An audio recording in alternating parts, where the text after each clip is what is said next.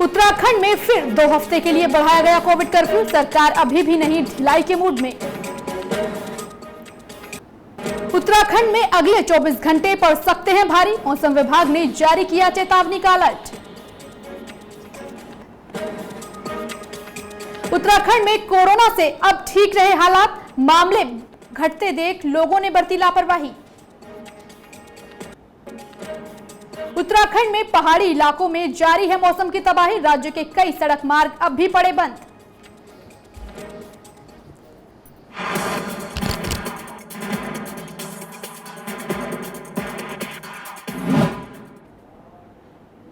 नमस्कार, मैं राखी और आप देख रहे हैं न्यूज 31 उत्तराखंड। और अब वक्त हो चुका है उत्तराखंड बुलेटिन का। विकासखंड भटवाड़ी के ग्राम पंचायत भंगोली के प्रधान प्रवीण प्रज्ञान ने 19 सदस्यीय ट्रैकिंग दल गिडारा बुग्याल के लिए रवाना किया गया।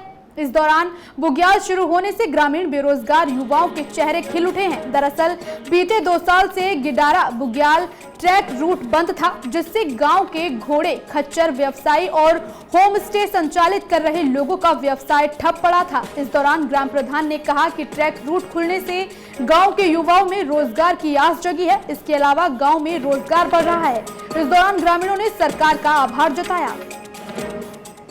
पूरी इंडिया एक्स टीम का कि उन्होंने हमारा गिडारा बुग्याल चुना है ट्रैकिंग के लिए, और बाहर से हुए हमारे जितने गेस्ट हैं, मैं आप सबका अपनी पंचायत में स्वागत अभिनंदन करता हूं और साथ ही आपके सुखद ट्रैक की कामना करता हूं। और आप लोग एंजॉय करो और हमें उम्मीद है आपको बहुत सारा कुछ नया सीखने को मिलेगा, कुछ नया अनुभव मिलेगा, ताकि आप लोग भी शेयर करेंगे और आप लोग भी प्रचार प्रसार करने में हमारी मदद करोगे। पता ही आपको हमारा जो इनकम का है, आर्थिक का जो मीन वो है, हमारा एक ट्रैक रूट ही होता है। जब पर्यटक स्थल चलेंगे तभी हमारे लोगों को रोजगार मिल पाएगा, हमारे घोड़े खच्चर चल पाएंगे। और कोविड-19 के कारण हमारे जो है 2 साल ऐसे ही बर्बाद चले गए, रोजगार नहीं मिल पाया। लेकिन हमें आस जगी है कि अब कोविड-19 का जो प्रकोप है वो धीरे धीरे कम होता जा रहा है और हमारे जो स्थानीय हमारे ट्रैकर हो या गाइड हो या खच्चर वाले हो, उनको रोजगार का अवसर पैदा होगा। और मैं पुनः आप सबका धन्यवाद करता हूँ और आपका स्वागत करता हूँ। बाजपुर में भी आज सरकार की ओर से जारी किए गए आदेशों के बाद 1 से 5 तक के स्कूल खोल दिए गए हैं। इस दौरान सरकारी स्कूलों में कोविड के नियमों का पालन किया जा रहा है। वहीं सूबे के शिक्षा मंत्री अरविंद पांडे ने कहा कि कोविड नियमों का पालन करते हुए स्कूलों को खोला गया है। उन्होंने कहा कि प्रदेश सरकार ने अभिभावकों से अनुमति मिलने के बाद ही स्कूलों को खोलने का फैसला लिया है। साथ ही अरविंद पांडे ने ये भी बताया कि अधिकारियों को स्कूल में कोविड नियमों का पालन करने के सख्त निर्देश दिए गए हैं। कक्षा 1 से लेकर 5 तक का विद्यालय खोल दिया गया है और कोविड-19 की जो गाइडलाइन है 100% इसका पालन किया जाएगा। कहीं इसकी अनदेखी ना हो। और मैं अभिभावकों से भी कहूँगा कि सबको मिलजुल कर कोरोना से बचना है और अपने बच्चों को भी बचाना है। सरकार ने जो स्कूल खोला है वह अभिभावकों की सबकी सहमति से लेके ही खोला है। अल्मोड़ा जिले के सब्जी और फल उत्पादन वाले क्षेत्रों में काश्तकारों को अब सिंचाई की समस्या का सामना नहीं करना पड़ेगा। इस दौरान उद्यान विभाग की ओर से जिले में 143 ऐसे क्षेत्र चयनित किए गए हैं जहां पर फल और सब्जी का अच्छा उत्पादन होता है।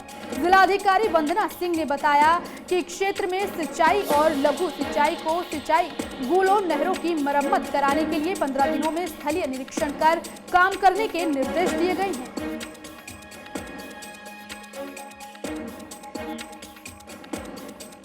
143 गांवों की सूची मेरे पास अभी 2 दिन पूर्व प्राप्त हुई है, जिसमें सिंचाई विभाग लघु डाल और लघु सिंचाई के अधिकारियों के साथ एक बैठक करके उनको इन सभी के नहरें जो क्षतिग्रस्त हैं सब्जी उत्पादन और कृषि के क्षेत्रों में, उनके एस्टिमेट्स बनाने के निर्देश दिए हैं। अगले 15 दिन में प्राक्कलन वगैरह प्राप्त होने पर अग्रिम धनावंटन इत्यादि की कार्रवाई की जाएगी।